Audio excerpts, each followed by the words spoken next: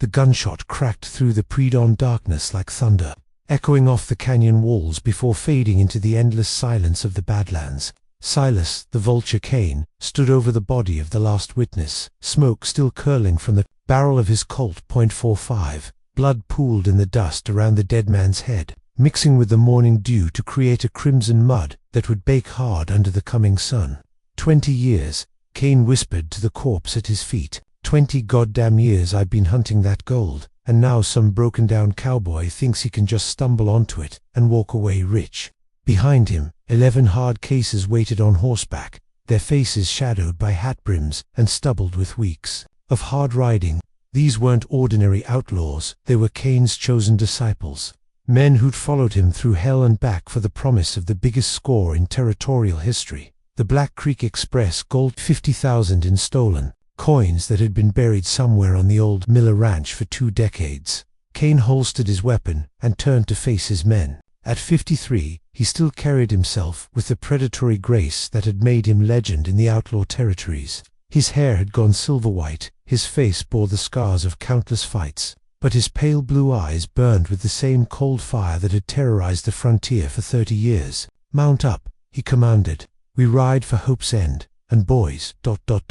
Double quotes. His smile was a terrible thing to behold. "We're done being subtle about this." The thunder of hooves faded into the distance, leaving only the dead man and the promise of violence to come.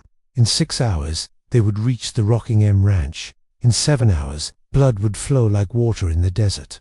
But Elias McCready didn't know any of this as he stood on his sagging porch in the gray light before dawn, watching his breath, mist in the cold air. At 63, he'd seen enough sunrises to know that each one might be his last, but this morning felt different somehow, heavier, as if the very air carried a weight of impending doom. The drought had lasted 3 years, 3 months, and 16 days. Not that Elias was counting, but when you're watching everything you've ever loved slowly die of thirst, you tend to mark time differently. His cattle were long gone, sold off piece by piece to keep the bank at bay. His savings had evaporated like morning dew. His pride hung by the same frayed thread as his worn-out boots.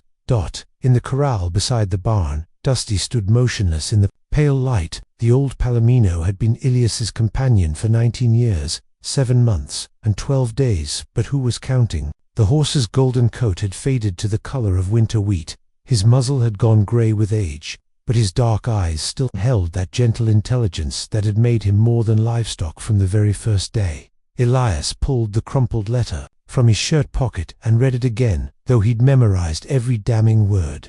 Final notice. 48 hours to settle his debts or lose everything. The banquet meant Barton Croft, who owned the bank along with half the territory, was calling in his note. 3 generations of McCready sweat and blood, about to disappear into the pockets of a man who'd never worked an honest day in his life. The irony cut deep. His own grandfather had built this ranch with nothing but determination and a stubborn refusal to quit. His father had fought off Rustler's drought and economic collapse to keep it in the family. Elias had planned to pass it on to his own children someday, before consumption took Martha and left him alone with nothing but memories and an old horse for company. Now it would all end with him. A dust cloud on the horizon caught his attentions, someone approaching fast. Elias squinted against the morning sun, his weathered hand instinctively moving to the Colt at his hip. Living alone on the frontier taught a man to be cautious about unexpected visitors, especially when those visitors rode hard in the early morning hours. The rider materialized out of the haze like something from a fever dream. Young, probably in his 20s, with the kind of desperate look that men get when they've been riding all night with bad news burning in their belly. His horse was lathered with sweat and foam, pushed harder than any animal should be pushed. "Mr. McCready," the rider called out as he hauled his mount to a sliding stop in front of the porch. "Thank God I found you. My name's Tommy Watkins. A ride for the Lazy S spread, down Copper Creek Way." Elias recognized the name. The Lazy S was a small outfit, honest people trying to scratch out a living in hard country. "What brings you out here in such a hurry, son?" Tommy's face was pale beneath the trail dust. "It's Silas Kane, sir, the Vulture. He's back." The name hit Elias like a physical blow. Silas Kane was supposed to be dead, killed 20 years ago in a shootout with Sheriff Jedediah Miller's posse. Kane and his Black Creek boys had terrorized the territory for years, robbing banks and trains with ruthless efficiency. Their last job, the Black Creek Express, had netted them $50,000 in gold coins before Miller's men caught up with them in a box canyon 50 miles south of Hope's End. The official story was that Kane died in the gunfight, along with most of his gang. The gold was never recovered, presumably buried somewhere in the Badlands, where it would stay until Judgment Day. It had become the stuff of legend, treasure hunters and fortune seekers combing the territory for decades without success. "That's impossible," Elias said, though his voice carried less conviction than his words. "Kane's been dead 20 years. Tommy shook his head violently. "No, sir, he ain't. Showed up at the Lazy S yesterday evening with a dozen men, asking questions about the old Miller ranch, when Mr. Stevens couldn't tell him what he wanted to know." The young man's voice broke. "They killed him. Mr. McCready shot him down like a dog in front of his wife and children. Then they burned the house and rode north." The pieces clicked together in Elias's mind with horrible clarity. The old Miller ranch. That was what they called the Rocking M in the early days, before Jedediah Miller disappeared and the territorial government sold his property to pay his debts. Elias's father had bought it fair and square, but Kane wouldn't care about legal niceties. If he believed his stolen gold was buried somewhere on this land, he'd kill anyone who stood in his way. "Why are you telling me this?" Elias asked, though he already knew the answer. "Because Kane's coming here next. He's got it in his head that the Black Creek gold is buried somewhere on your property. Mrs. Stevens heard him talking to his men about it before they rode out. You need to get away from here, Mr. McCready. Get as far away as you can, as fast as you can." But even as Tommy spoke the words, they both knew it was too late. Another dust cloud was rising on the southern horizon, this one much larger than the first. A dozen riders, maybe more, pushing their horses hard across the broken ground. Even at this distance, there was something ominous about their approach, something that spoke of violence and death riding the morning wind. Elias felt time telescoping around him, past and present colliding in a rush of memory and regret. He thought of Martha, buried in the little cemetery behind the house. He thought of his father and grandfather, their bones resting in the same hallowed ground. He thought of all the McCready blood that had been spilled to keep this land in the family. "Son," he said quietly, "you'd better ride. Ride hard and don't look back." Tommy's eyes widened. "You ain't coming with me. This is my land," Elias replied, surprised by the steadiness in his own voice. "My family's buried here. I'm not running, but they'll kill you. Maybe, but not without a fight." Tommy stared at him for a long moment, then nodded with the kind of respect that passes between men who understand what honor costs. "Godspeed, Mr. McCready." He wheeled his horse and spurred it into a gallop, disappearing into the maze of a and scrub brush that crisscrossed the northern approach to the ranch. Smart boy, he'd lived to see another sunrise, which was more than Elias could say for himself. The approaching riders were close enough now to make out individual figures. Elias counted 12 men, all armed, all riding with the purposeful intensity of predators, closing in for the kill. At their head rode a figure that seemed to embody every nightmare the frontier had ever spawned. Silas Kane looked like death personified. His silver hair streamed behind him like a war banner, his pale eyes fixed on the ranch buildings with laser intensity. He rode a black stallion that moved with the fluid grace of a thoroughbred, but there was something savage about the animal, something that spoke of its rider's nature. Elias stepped down from the porch and walked slowly toward the center of the yard. Behind him, Dusty whinnied softly from the corral, as if sensing the approaching danger. The sound nearly broke Elias's heart. In all the planning and preparation for this moment, and he'd always known it would come, eventually, he'd never figured out how to protect his oldest friend. Kane brought his men to a halt 20 feet away, close enough for conversation but far enough to avoid any sudden moves. His smile was the coldest thing Elias had ever seen, a predator's grin that promised pain beyond imagining. "Elias McCready," Kane said, his voice soft as silk and twice as dangerous. "You know who I am. I know what you are," Elias replied. "Question is, what do you want with me?" Kane's laugh was like breaking glass. "What I want, old man, is what belongs to me. $50,000 in Black Creek Express gold, buried somewhere on this property 20 years ago. And you're going to tell me exactly where to find it. I don't know what you're talking about." "Of course you don't. That's what they all say. right up until we start cutting pieces off them." Kane gestured to his men, and several of them drew their weapons. "But here's the thing, Macready, I've got all day, and I really enjoy my work." Elias looked around at the faces of Kane's gang and saw his own death reflected in their eyes. These weren't ordinary outlaws looking for easy money. These were killers, men who'd sold their souls so long ago they'd forgotten they ever had them. There would be no reasoning with them, no mercy, no quarter given or asked. But there was something else in those faces, something that gave Elias a flicker of hope: greed, raw, consuming avarice that made men stupid and careless. They wanted the gold so badly they could taste it, and that desperation might be the only advantage he had. "Let's say you're right," Elias said carefully. "Let's say there is gold buried on my property. What makes you think I know where it is?" Kane's smile widened. "Because, old man, you've been living on top of it for 30 years. Because your daddy bought this land dirt cheap from the territorial government, and men like him don't make purchases like that without knowing all the angles. Because you've had decades to search every inch of this ranch, and if there was treasure here, you'd have found it by now." The logic was flawed but dangerous. Kane was operating on assumptions and half-truths, but his conclusions were leading him in the right direction. If Elias played this wrong, innocent people would die for gold that might not even exist. "You want to search the place," Elias said. "Go ahead, tear it apart board by board. But when you don't find anything, you leave me and my property in peace." "Oh, we'll search it," Kane replied. "But first, you're going to tell us where to look. Saves time, you understand. Less wear and tear on everyone involved." One of Kane's men, a scarred brute with dead eyes and a perpetual sneer, spurred his horse forward. "Boss, we're wasting time. Let me have 10 minutes alone with the old fool. He'll talk." Kane held up a hand. "Patience, Cletus. Mr. Macready here strikes me as a reasonable man. I'm sure he'll see the wisdom in cooperation." His pale eyes fixed on Elias like gun sights, especially when he considers the alternatives. The threat hung in the air like smoke, poisoning everything it touched.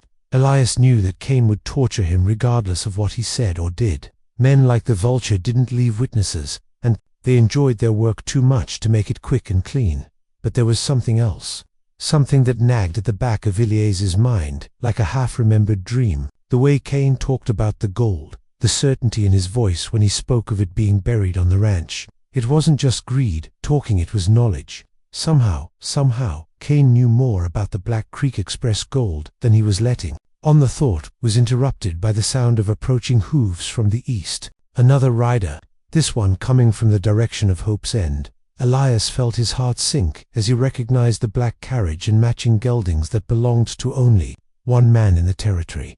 Barton Croft stepped down from his carriage with the careful precision of a man who never did anything without calculating the cost. At 52, he possessed the kind of cold handsomeness that had served him well in business and politics. But there was something reptilian about his pale blue eyes, something that spoke of a man who viewed other people as obstacles to be removed or tools to be used. "Mr. Kane," Croft said with a slight nod, "I trust you found our mutual friend in good health." The casual familiarity in Croft's tone hit Elias like a slap in the face. The land baron and the outlaw knew each other. More than that, they were working together. Kane's smile took on a predatory gleam. "Mr. Croft, right on time, as always. Mr. Macready and I were just discussing the location of some missing property." "Ah, yes," Croft replied, brushing dust from his expensive suit. "The legendary Black Creek Express gold. Tell me, Mr. Macready, have you given any thought to Mr. Kane's inquiry?" The pieces clicked together in Elias's mind with horrible clarity. Croft hadn't just been pressuring him to sell the ranch out of simple greed. The land baron had known about the buried gold all along, known and planned and schemed to get his hands on it. The accelerated loan, the legal pressure, the systematic destruction of Elias's finances, it had all been leading to this moment. "You son of a bitch," Elias said quietly. "You've been planning this for years." Croft's smile was arctic. "I prefer to think of it as a long-term investment strategy. You see, Mr. Macready, certain historical documents came into my possession some time ago. Documents that suggested the Black Creek gold might be hidden somewhere on the old Miller ranch. At first, I considered simply buying you out and searching the property at my leisure. But then I realized there was a more elegant solution." "You brought Kane here," Elias said. understanding flooding through him like ice water. I made certain inquiries, yes, put out the word in the right circles that new information had surfaced about the location of the gold. It didn't take long for word to reach Mr. Kane in his various hideouts. After that, it was simply a matter of patience. Kane laughed, a sound like grinding bones. Give the man credit, Macready. It's a beautiful plan. Croft gets his gold. I get my revenge on the man who's been living on top of my stolen treasure. And the territorial authorities get to blame everything on the big bad. Outlaw. Clean and simple. Except for one problem, Elias said. Desperation making him bold. I don't know where your gold is. Never seen it. Never found it. Never even looked for it. You're about to torture and kill an innocent man for treasure that might not even exist. The statement hung in the air for a moment, heavy with implication. Then Kane's expression shifted, becoming something far more dangerous than simple greed. This was personal now, a matter of pride and reputation as much as money. Oh, it exists, Kane said softly. I know because I buried it myself. 20 years ago, right here, on this very property. And if you haven't found it in all this time, that just means you haven't looked hard enough. Then you bury it, Elias challenged. You tell me where it is. Kane's face darkened. I was interrupted before I could mark the location properly. Sheriff Miller and his posse caught up with us sooner than expected. In the confusion, the exact spot became unclear. But it's here, somewhere on this ranch, and you're going to help me find it.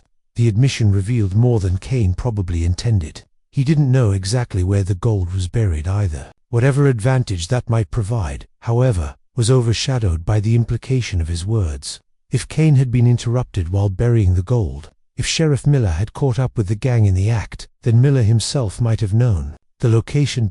And if Miller had known, he might have left some record of it, somewhere on the ranch, hidden where only someone with intimate knowledge of the property might find it. The thought was a long shot, but it was the only hope Elias had.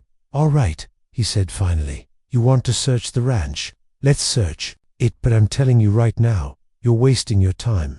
Kane's smile was a promise of pain to come.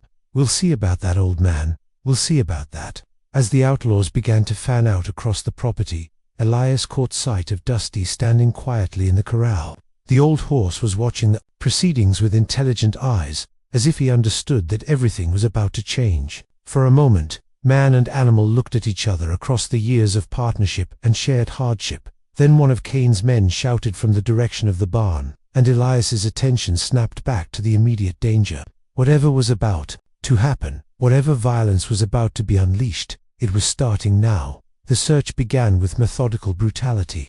Kane's men tore through the ranch buildings like a force of nature, smashing furniture, ripping up floorboards, and demolishing anything that might conceal a hiding place. Croft watched the destruction with clinical detachment, occasionally offering suggestions but mostly content to let the outlaws do the dirty work. Elias was forced to watch it all at gunpoint, tied to a post in the center of the yard where he could see everything but do nothing to stop it. Every broken board, every shattered window, every act of wanton destruction was like a knife to his heart. This wasn't just property damage, it was the systematic annihilation of everything he'd ever cared about. The house came first. Kane's men swarmed through the modest structure like termites, reducing 30 years of memories to kindling and debris. Martha's china, wedding gifts from friends long dead, photographs of family gatherings that would never happen again, all of it ground to dust under the boots of men who cared nothing for sentiment or history. When they finished with the house, they moved on to the outbuildings. The chicken coop, the tool shed, the smokehouse all were torn apart with the same ruthless efficiency. Still no gold, and Kane's mood was growing darker by the hour. Maybe the old fool really doesn't know, Cletus suggested as he wiped sweat from his forehead. Maybe we're wasting our time here. Kane backhanded the man across the face with casual violence. The gold is here. I buried it myself, and I'm not leaving without it. He turned to Elias, his pale eyes burning with fanatic intensity. Where is it, Macready? What aren't you telling me? I've told you everything I know, Elias replied, tasting blood from his split lip. If you buried gold on this property, someone else found it a long time ago. Liar. Kane struck him across the face with the barrel of his gun, opening a gash along Elias's cheekbone. Nobody else knew where it was buried. Nobody except ... double quotes. He paused, a new thought occurring to him. Except maybe Sheriff Miller. He was there that night, watching from the ridge. Could he have seen where we buried it? Croft leaned forward with sudden interest. Miller's been dead for 20 years. Even if he saw something, he took the secret to his grave. Maybe, Kane mused, or maybe he left some record of it. A map, a diary, something that would tell us where to look. His gaze fixed on Elias with renewed intensity. You knew Miller, didn't you, McCready? Your father bought this ranch from the territorial government after Miller disappeared. Did he leave anything behind? Any papers? Any documents? Elias felt his heart racing. Kane was fishing, but he was fishing in dangerous waters. The truth was that Jedediah Miller had left something behind, rumors and legends about hidden treasure that had attracted fortune hunters to the area for decades. But Elias had never given those stories much credence. Now, faced with Kane's certainty about the buried gold, he was beginning to wonder if there might be some truth to the old tales. Miller left nothing but debts and bad memories, Elias said. If he knew about your gold, he took the secret with him. Kane studied his face for a long moment, then nodded to his men. Keep searching. Tear this place apart, stone by stone, if you have to. The gold is here somewhere. As the destruction continued, Elias found his gaze drifting toward the barn. It was the oldest structure on the property, built by the original homesteader before Miller bought the land. If there were secrets to be found, if Miller had hidden something that might lead to the gold, the barn would be the most likely place. But Kane's men hadn't reached the barn yet. They were still working their way through the smaller outbuildings, saving the largest structure for last. That gave Elias time to think, time to plan, time to consider what few options remained to him. The sun was climbing toward its zenith, turning the yard into a furnace of heat and dust. Sweat ran down Elias's face, mixing with the blood from Kane's pistol whipping to create a crimson mask that stung his eyes. His wrists were raw from the rope that bound him to the post, and his shoulders ached from being forced to maintain the same position for hours. But physical discomfort was the least of his worries. Kane was growing more frustrated and violent with each passing hour.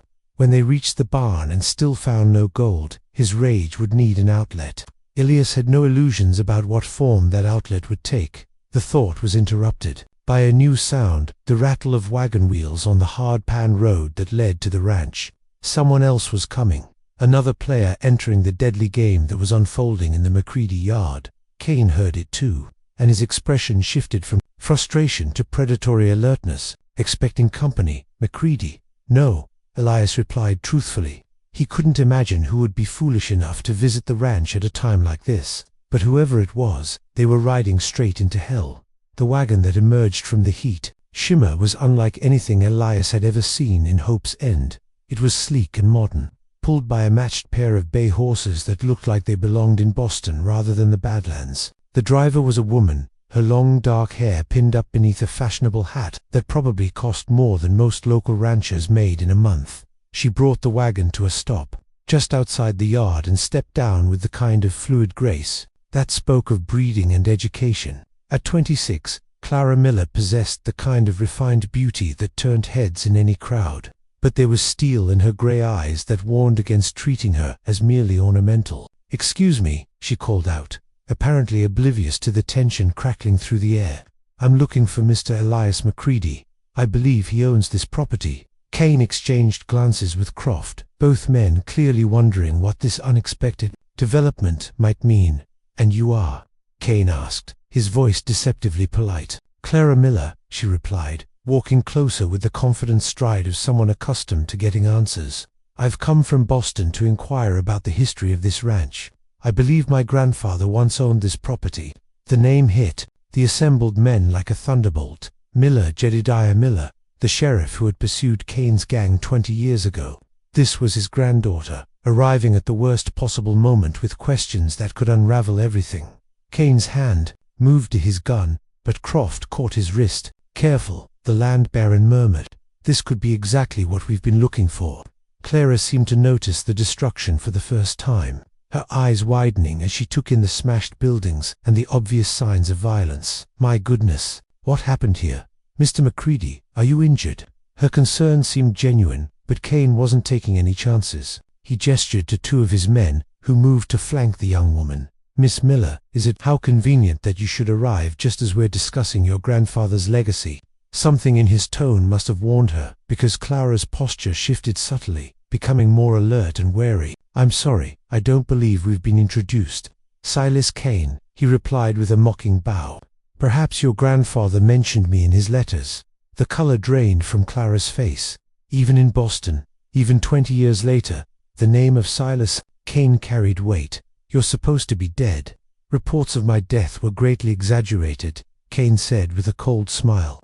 But your grandfather's death, now that was quite real. I made sure of it personally. Clara's hand moved toward her traveling bag, but Kane's men were already moving. Before she could reach whatever weapon she carried, rough hands seized her arms and dragged her toward the center of the yard. Careful with the lady, Kane warned. His men, she may be the key to everything we've been looking for. He turned back to Clara, his pale eyes glittering with malevolent intelligence. Tell me, Miss Miller, what do you know about your grandfather's final days? What secrets did he share with the family before his untimely demise? I don't know what you're talking about, Clara replied, but her voice carried less conviction than her words. Kane's smile widened. Of course you don't. Just like Mr. McCready here doesn't know anything about buried gold. Just like everyone in this God-forsaken territory suddenly develops amnesia whenever the Black Creek Express is mentioned. He leaned closer, his voice dropping to a whisper. But here's what I think, Miss Miller. I think your grandfather saw where we buried that gold. I think he left some record of it, some clue that brought you all the way from Boston to this particular ranch at this particular time. And I think you're going to tell me exactly what that record says. Clara's composure was cracking under the pressure, but she managed to maintain her defiance. Even if what you're saying were true, why would I help you? You murdered my grandfather. Because, my dear, the alternative is far worse than anything your grandfather experienced. You see, I've had 20 years to perfect my techniques. 20 years to learn exactly how much pain the human body can endure before the mind breaks completely. Your grandfather died quickly, mercifully. You won't be so fortunate unless you cooperate. The threat hung in the air like a physical presence, poisoning everything it touched. Elias watched helplessly as Kane's web of violence expanded to encompass another innocent victim. Clara Miller had come looking for answers about her family's history, and instead she'd found herself trapped in a nightmare that stretched back decades. But there was something else, something that nagged at Elias's consciousness. Like a half-remembered dream, Clara's arrival wasn't just bad timing, it was too convenient, too perfectly timed to be coincidence. Either she knew more about the situation than she was letting on, or forces beyond their understanding were at work. The answer came from an unexpected source. As Kane's men forced Clara to her knees beside Elias, she leaned close enough to whisper in his ear. My grandfather's journal, she breathed, her words barely audible above the wind. I know where it is. Elias felt his blood freeze. A journal. If Jedediah Miller had kept a record of his investigation into the Black Creek Gang, if he'd documented what he'd seen the night they buried the gold, then Clara Miller might indeed be the key to everything. But she was also walking into a trap that would destroy them both. Kane was watching their whispered exchange with growing suspicion. What are you two talking about? He demanded. Clara straightened, meeting his gaze with renewed courage. I said I might be able to help you find what you're looking for, but I'll need certain guarantees about our safety. You're hardly in a position to negotiate, Croft observed dryly. On the contrary, Clara replied, her voice growing stronger. I'm in the only position that matters. Without me, you could search this ranch for years and never find the gold. With my help, you could have it in your hands before sunset. Kane studied her face for a long moment, weighing her words against his own desperate need for the treasure that had eluded him for 2 decades. Finally, he nodded slowly. Very well, Miss Miller. You have my word that no harm will come to you or Mr. McCready as long as you cooperate fully. But if you're lying to me, if this is some scheme to buy time or trick me, I'll make sure you live just long enough to regret it. I understand, Clara said, but I'll need to examine the property myself, particularly the older structures. My grandfather's notes were ... cryptic. They require interpretation. Kane gestured toward the barn, the only major building that hadn't yet been thoroughly searched. Start there. And Miss Miller, don't try my patience. I've waited 20 years for this moment, and I'm not inclined toward mercy. As they walked toward the barn, Elias found himself studying Clara Miller with new eyes. There was more to this refined Eastern lady than met the eye. The way she carried herself, the steel in her voice when she faced down Kane, the knowledge she claimed to possess, all of it suggested depths that weren't immediately apparent. But was she salvation, or simply another complication in an already desperate situation? As they approached the weathered doors of the barn, Elias realized he was about to find out. The barn was a testament to frontier craftsmanship, built to last, by men who understood that survival depended on attention to detail. Heavy timber framing supported a steep-pitched roof designed to shed snow and rain. The walls were thick enough to provide insulation against the harsh prairie winters, and the foundation was solid stone that had been quarried from the nearby hills. Kane's men had already begun their search, but Clara stopped them with a raised hand. "Please," she said, her voice carrying an authority that seemed to surprise even her. "If you want to find what you're looking for, you need to let me work." She walked slowly through the barn, her eyes scanning every beam, every board, every stone in the foundation. Whatever she was looking for, it wasn't immediately obvious to the casual observer, but there was method in her movements, purpose in the way she examined seemingly random details. "What exactly are we looking for?" Kane asked, his patience already wearing thin. "My grandfather was a methodical man," Clara replied without looking up from her examination of the barn's central support post. "When he hid something, he left clues that would be meaningful to family members but invisible to strangers. It's simply a matter of knowing how his mind worked." She paused at a section of the wall where the boards seemed slightly newer than the rest, running her fingers along the wood grain with the delicate touch of a surgeon. "Here," she said suddenly, "help me remove these boards." Kane gestured to his men, who produced crowbars and began prying at the indicated section. The boards came away easily, revealing a cavity in the wall that had been carefully concealed for decades. Inside the hollow space was a wrapped bundle, protected from moisture and time by oiled leather.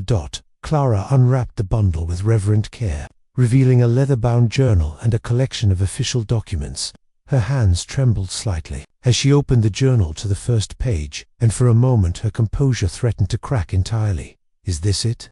Kane demanded. "Does it tell us where the gold is buried?" Clara nodded slowly, tears gathering in her eyes. "It's all here. Everything that happened that night, everything my grandfather saw."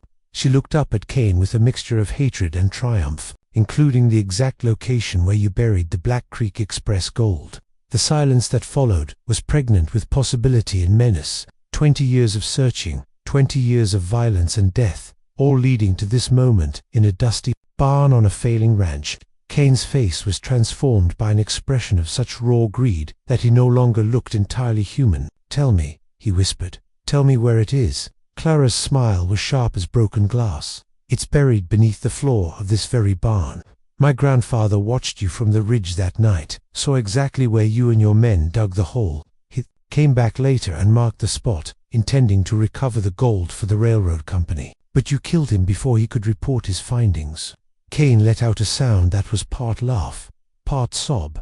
"All these years, all this time, I've been looking in the wrong places, and it was right here all along." He spun around, gesturing wildly to his men. "Tear up the floor, every board, every stone.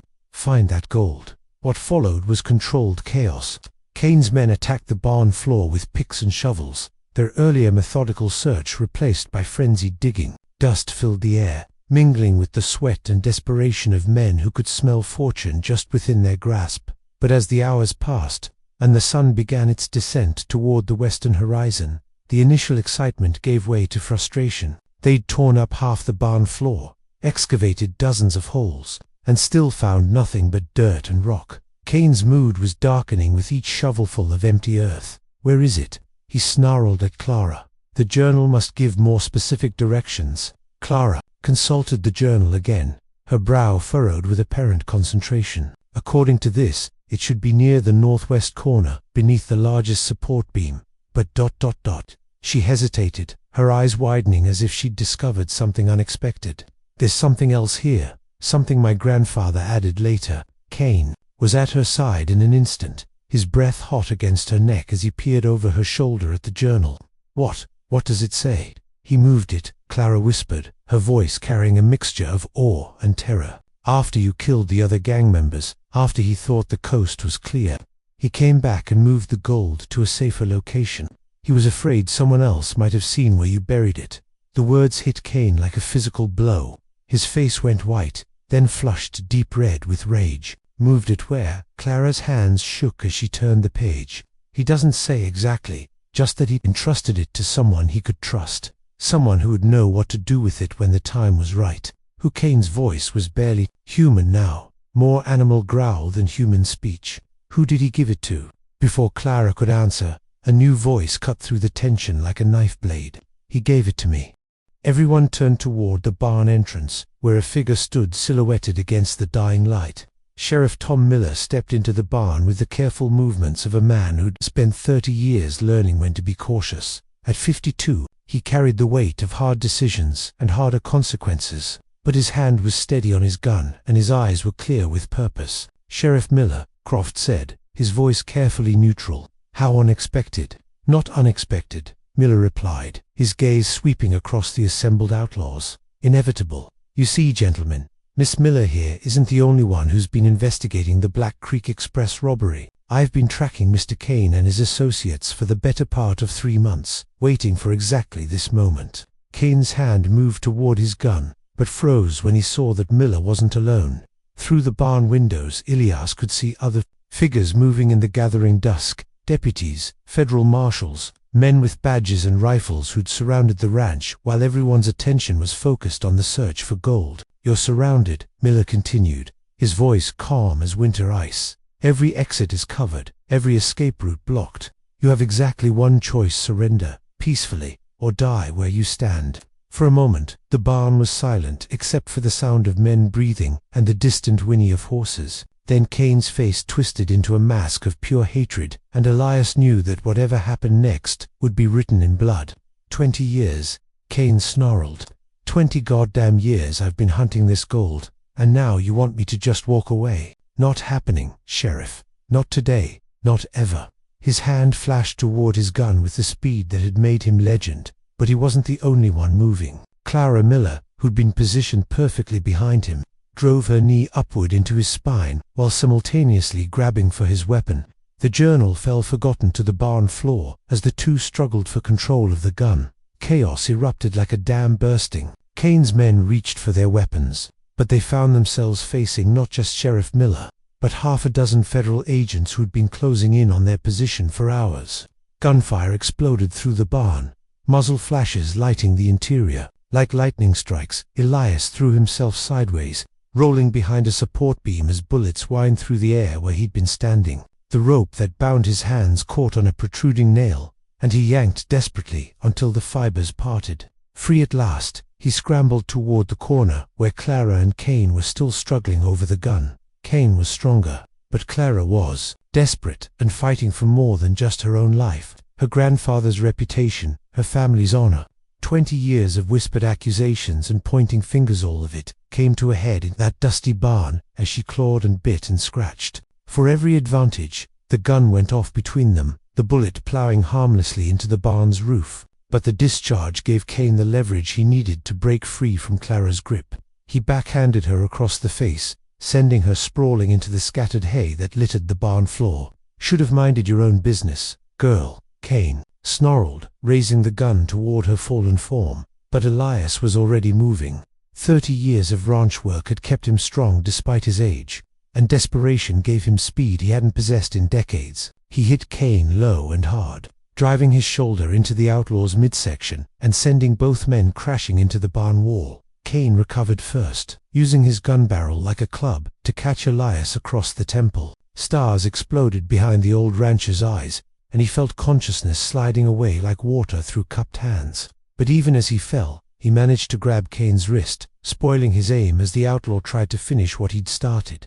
They rolled across the barn floor, two men locked in combat that was part desperation, part hatred, and part the simple will to survive. Kane was younger and stronger, but Elias had the advantage of knowing every inch of his own barn. When they rolled near the central support post, he managed to slam Kane's gun hand against the solid wood, sending the weapon spinning away into the darkness around them. The gunfight was reaching its climax. Kane's men were skilled and dangerous, But they were outnumbered and caught in the open. One by one, they were falling to the superior firepower and tactical positioning of the Federal agents. The air was thick with gun smoke and the screams of wounded men, but Kane himself was far from finished. He managed to get his hands around Elias's throat, his fingers digging into the older man's windpipe with murderous intent. "Should have taken Croft's offer when you had the chance," he gasped. "Should have walked away while you still could." Elias's vision was darkening around the edges, his lungs burning for air that wouldn't come. But even as consciousness threatened to slip away entirely, his hand found something in the scattered debris of the barn floor, a horseshoe, heavy and solid, lost from Dusty's hoof months ago, and forgotten until this moment. He swung it with the last of his strength, catching Kane across the side of the head with a sound like an axe biting into hardwood. The outlaw's grip loosened, and Elias rolled away, gasping and choking as precious air flooded back into his lungs. Kane tried to rise, blood streaming down his face from the gash the horseshoe had opened. But Clara was there, her grandfather's journal clutched in her hands like a weapon. She brought it down across Kane's skull with all the force she could muster, and this time he stayed down. The gunfire was tapering off now, replaced by the groans of wounded men and the shouted orders of Federal agents securing the scene. Sheriff Miller appeared through the smoke, his gun drawn but no longer needed. "It's over," he said simply. "Kane's finished, and so are his men." But even as he spoke, Croft was edging toward the barn's rear entrance, apparently hoping to slip away in the confusion. His carefully laid plans had collapsed around him, but he still had wealth and influence enough to disappear if he could just reach the sanctuary of his carriage. "Not so fast," Clara called out, her voice carrying authority that stopped the land baron in his tracks. "You're not going anywhere, Mr. Croft." She was standing now, her dress torn and her face streaked with dirt and blood, but her grey eyes blazed with righteous fury. In her hands, she held not just her grandfather's journal, but a collection of official documents that had been wrapped with it. "These papers," she said, holding them up for all to see, "detail every aspect of your conspiracy with Kane. The bribes you paid to territorial officials, the legal manipulations you used to force honest ranchers off their land, the systematic corruption that's been poisoning this territory for years. My grandfather wasn't just investigating the Black Creek Express robbery, he was building a case against you." Croft's face went white as bleached bone. "That's impossible. Those documents were destroyed 20 years ago." "No," Clara replied with grim satisfaction. "They were hidden, protected, preserved as evidence of your crimes, and now they're going to see the light of day in a federal courtroom." The land baron looked around desperately, seeking some avenue of escape that didn't exist. Federal agents were already moving to surround him, their expressions grim with professional satisfaction. Men like Croft had been corrupting the territory for decades, hiding behind wealth and political connections while honest people suffered. Today, that corruption would finally face justice. "You have no idea what you're doing," Croft said, his voice shaking with rage and fear. "I have friends, influence, connections that reach all the way to Washington. You can't touch me." Sheriff Miller stepped forward, his badge glinting in the lamplight. "Maybe not," he agreed, "but they can." He gestured toward the federal agents, men whose authority superseded local politics and territorial corruption. "Seems the government's been taking a closer look at land acquisition practices out here. Your name came up more than once in their investigations." As the agents placed Croft in restraints, Clara walked over to where Elias was slowly getting to his feet. The old rancher was battered and bloody, but his eyes held a clarity that had been missing for months. "Are you all right?" she asked, genuine concern in her voice. Elias nodded, though the movement made his head spin. "I'll live, thanks to you, Miss Miller." That was some quick thinking back there. Clara's smile was sad and bitter. "I've been preparing for this moment my entire life, ever since I was old enough to understand what the whispers meant, what people said about my grandfather. I knew someday I'd have to clear his name. And you have," Sheriff Miller said, joining them. "These documents, this journal, they prove beyond any doubt that Jedediah Miller was an honest lawman trying to do his job. The Black Creek Express gold was never stolen by corrupt officials. It was stolen by Kane's gang and hidden until tonight." "But where is the gold now?" Elias asked. "I mean, Kane was so certain it was buried here." Clara's journal seemed to confirm it, "but we've torn up half the barn and found nothing." Clara's smile turned mysterious. That's because it was never here to begin with. My grandfather's journal does record where Kane buried the gold, but not on this ranch. It was buried 3 miles south of here, in a box canyon that's been sealed off by rock slides for 15 years. The gold's still there, waiting for someone with the proper legal authority to recover it. The implications hit everyone at the same time. The entire siege, all the violence and destruction, had been based on false information. Kane had been operating on assumptions and half-truths. Croft had been manipulated by his own greed, and innocent people had nearly died for treasure that was miles away. Then why did you let them believe it was here? Sheriff Miller asked. Because, Clara replied, it was the only way to draw them all into the open. Kane, Croft, the corrupt officials who'd been protecting them, they all had to be exposed before real justice could be served. Sometimes you have to let people reveal their true nature before you can stop them. As dawn broke over the Rockingham Ranch, the full scope of the night's events began to become clear. Kane and his surviving gang members were in federal custody, facing charges that would keep them locked away for the rest of their lives. Croft was being transported to the territorial capital, where a grand jury was already examining evidence of his various crimes. But for Elias McCready, the most important development was much simpler. With Croft's arrest, the fraudulent foreclosure proceedings against his ranch were automatically suspended. The legal pressure that had been crushing him for months simply evaporated, leaving him free to rebuild what had been destroyed. The federal government has offered a substantial reward for information leading to the recovery of the Black Freak Express gold, Clara told him as they stood on his porch, watching the sunrise paint the sky in shades of gold and crimson. As the owner of the property where the investigation began, you're entitled to a significant portion of that reward. Elias shook his head slowly. I didn't do anything to earn it. You're the one who solved the mystery, who brought the criminals to justice. The reward should be yours.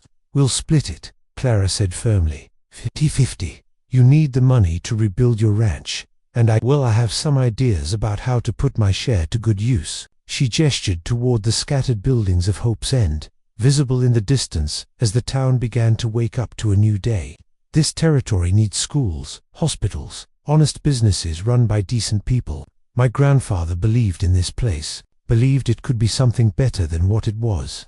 I'd like to help make that vision a reality. Elias studied her face, seeing in it the same determination that had driven her grandfather to pursue justice despite the personal cost. You're planning to stay? For a while, yes. There's work to be done here, and I find I have a taste for it. She paused, then added with a slight smile. Besides, someone needs to keep an eye on you. Make sure you don't get into any more trouble with buried treasure and outlaw gangs. As they talked, Dusty emerged from the barn where he'd taken shelter during the gunfight. The old Palomino approached them with the steady gait of a horse who'd seen enough excitement for one lifetime, nickering softly as Elias reached out to stroke his neck. Thank you, old friend, Elias murmured. If you hadn't been pawing at that loose board in the barn, if you hadn't drawn attention to the hiding place, we might never have found Clara's grandfather's journal, might never have learned the truth about what really happened. Dusty seemed to understand, pressing his muzzle against Elias's shoulder in the gesture of affection that had marked their partnership for nearly 2 decades. The horse had been scheduled for sale just 24 hours ago, sold to buy a few more days of survival. Now he would spend his remaining years grazing in pastures green with new grass, companion to a man who finally had something to live for besides mere survival. Sheriff Miller approached them, his badge reflecting the early morning sun. Federal marshals will be by later this week to take your statements, he told them. Mostly a formality at this point. The evidence against Kane and Croft is overwhelming, but they'll want to hear your version of events for the official record. What happens now? Clara asked. I mean, with the territory, with cleaning up the corruption that's been poisoning everything. Miller's expression was thoughtful. That's going to take time. Years, probably. Men like Croft don't operate in isolation. They have networks, connections, people who benefited from their illegal activities. Rooting all of that out won't be easy, but it can be done. Oh yes, Miller replied with quiet confidence. It can be done. The federal government's finally paying attention to what's been happening out here.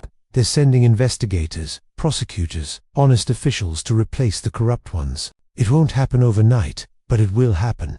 As the morning wore on, other visitors began arriving at the ranch.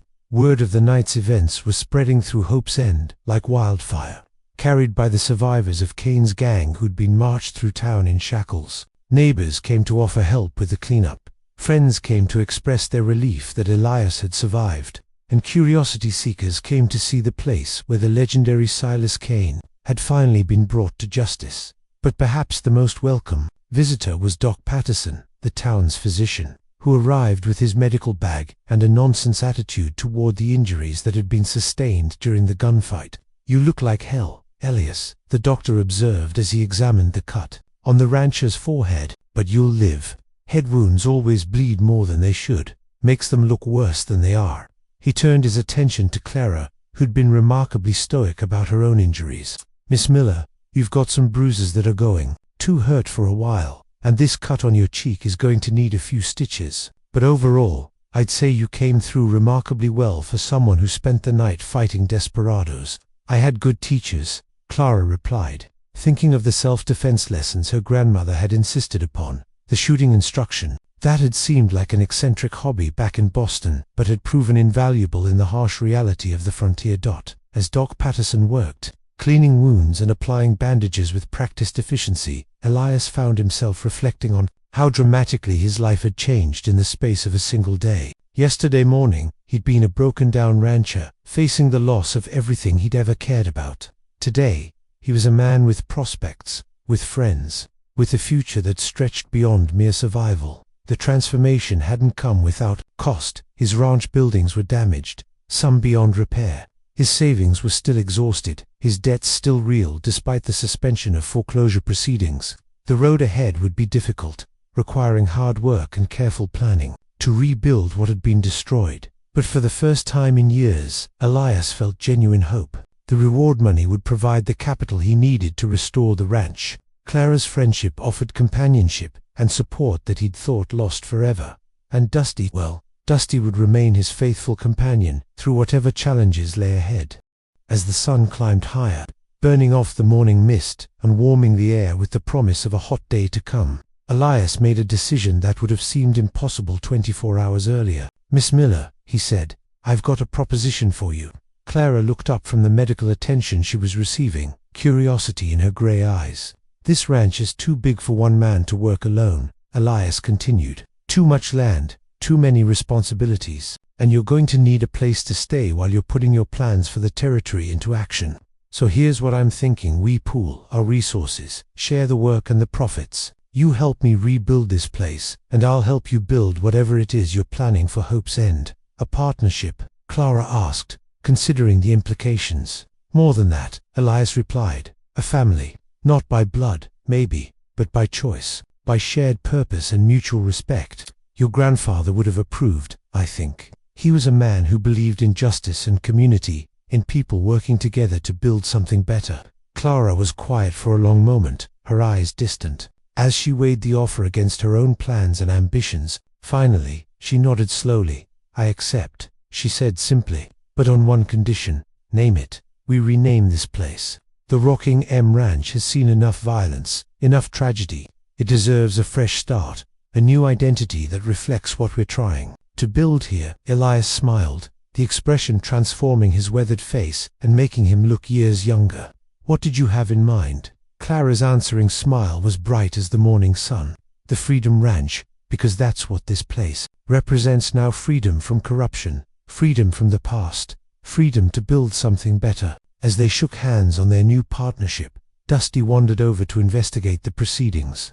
The old horse seemed to approve of the arrangement, nickering softly and allowing Clara to stroke his muzzle. It was a moment of perfect peace in the aftermath of violence, a symbol of hope in the face of adversity. But their quiet celebration was interrupted by the sound of approaching hooves. Another visitor was coming up the road, this one riding hard and fast in a way that suggested urgent news. The rider was Deputy Marshal Williams, a federal officer who'd been part of the task force that brought down Kane's gang. His face was grim, with official business as he dismounted and approached the porch. "Mr. McCready, Miss Miller," he said with a respectful nod. "I'm afraid I have some disturbing news. We've been interrogating Kane's men, trying to determine the full scope of their criminal activities. It seems there may be more to this conspiracy than we initially realized." Elias felt a chill of apprehension. What kind of more? The Black Creek Express robbery wasn't their only job, Williams explained. Over the past 20 years, Kane's gang has been involved in at least a dozen other major crimes throughout the territory. Banks, trains, stagecoaches, millions of dollars in stolen property that's never been recovered. And you think some of it might be hidden here? Clara asked. Not here specifically, but somewhere in this area. Kane's been using the Badlands, around Hope's End, as his base of operations for years. We have reason to believe he's established multiple caches throughout the region, treasure troves that could fund outlaw activities for decades to come. The implications were staggering. If Williams was right, if Kane had indeed hidden stolen wealth throughout the territory, then yesterday's victory was just the beginning of a much larger investigation. Other criminals would come looking for the hidden caches. Other violence would follow as surely as night followed day. What do you need from us? Elias asked, though he suspected he already knew the answer. Your cooperation, Williams replied. Your knowledge of the local terrain, your understanding of the area's history. This investigation is going to require months of careful work, and we'll need all the help we can get from honest citizens who know the territory. Clara and Elias exchanged glances, silent communication passing between them. They'd both seen enough violence to last a lifetime. Both paid a price for their involvement in the pursuit of justice. But they'd also seen what happened when good people stood aside and let evil flourish unchecked. You have our cooperation, Clara said firmly. Whatever you need, however long it takes. My grandfather spent his life fighting corruption in this territory. It seems fitting that we should continue his work. Elias nodded his agreement. The Freedom Ranch is at your disposal, Marshal. Just promise me one thing when this is all over. When the last of Kane's stolen treasure is recovered, and the last of his criminal associates is behind bars, let us rebuild our lives in peace. Williams smiled, the expression softening his official demeanor. You have my word on that, sir. The federal government doesn't forget its friends, and you've both proven yourselves to be friends of justice. As the deputy marshal rode away to continue his investigation, Elias and Clara found themselves alone again on the porch of the ranch house. The sun was approaching its zenith now, turning the air shimmery with heat waves and drawing the scent of sage and wildflowers from the surrounding hills. No rest for the wicked, it seems, Clara observed with wry humor. Or for those who fight them, Elias replied. But you know what? I think I'm all right with that. For too many years, I've been focused on just surviving, just holding on to what I had. Maybe it's time to start building something bigger than myself. Clara nodded, understanding passing between them like shared breath. My grandmother used to say that every generation has to choose what legacy it leaves for the next one. We can choose fear and isolation, or we can choose courage and community. What do you choose? Elias asked. Clara's smile was radiant with determination. I'd choose to build something worth passing on. A territory where justice means something, where honest people can make honest livings, where children can grow up without fear of men like Silas Kane. Then we'd better get started, Elias said, gesturing toward the damaged buildings that surrounded them. We've got a ranch to rebuild, a community to nurture, and a future to create. The work won't be easy, but then again, nothing worthwhile ever is. As they began planning the reconstruction of what would soon be known as the Freedom Ranch, Dusty grazed peacefully in the nearby pasture. The old horse had witnessed the violence of the previous night, had seen men fight and die for gold that existed only in legends and lies. But now he was content to crop grass and enjoy the warmth of the sun on his golden coat. Sometimes the greatest treasures weren't buried in the ground at all. Sometimes they were found in friendship, in purpose, in the simple act of choosing hope over despair. And sometimes, if you were very lucky, they were found in the loyalty of an old horse who'd helped you discover that home wasn't just a place you fought to keep. It was something you shared with those who mattered most. The legend of the Black Creek Express gold would continue to draw treasure hunters to the territory for years to come, but the real treasure, the bonds of trust and partnership forged in the crucible of adversity, would prove far more valuable than any cache of stolen coins. As the sun reached its zenith over the newly christened Freedom Ranch, Elias McCready and Clara Miller began their work of building something better than what had come before. It would be difficult work, dangerous work, but it was also necessary work, and in the end, that was perhaps the greatest treasure of all, the knowledge that they were part of something larger than themselves. something that would endure long after they were gone. The gold might tarnish and the coins might be spent, but the legacy of courage and determination they were building would shine forever.